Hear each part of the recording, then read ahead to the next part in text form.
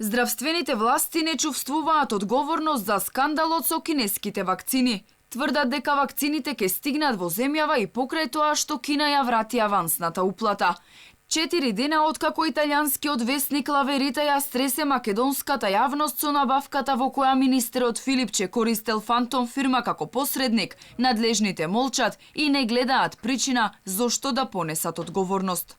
Сите постапки за набавка на вакцини против COVID-19 Министерството за здравство ги води на законски начин. Со измислени афери и лажни информации, единствена одговорност треба да понесат оние што ги пласираат во јавноста и свесно наштетуваат на процесот на набавка на вакцини и процесот на имунизација. Во јавноста врие од реакции, ама од Министерството за здравство негираат дека се работи за провизии, па дури ги обвинуваат дел од медиумите и опозицијата дека шират лажни вести.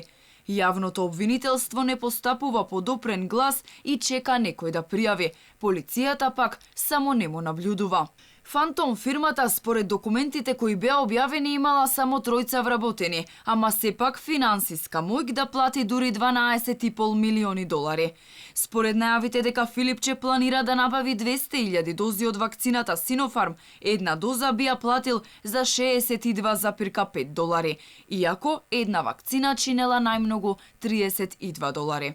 Овие податоци поставија дилеми дали власта сакала да плати двојно поголема цена преку фирмата во Хонг Конг, која според последните податоци била формирана со основен капитал од само 1000 евра.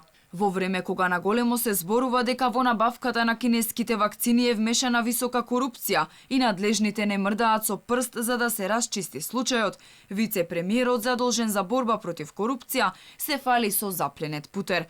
Истрага за можната афера тешка 12,5 милиони долари нема, ама Љупчо Николовски на социјалните мрежи сподели со јавноста дека Агенцијата за храна и ветеринарство пронашла 4,5 тони путер со поминат рок.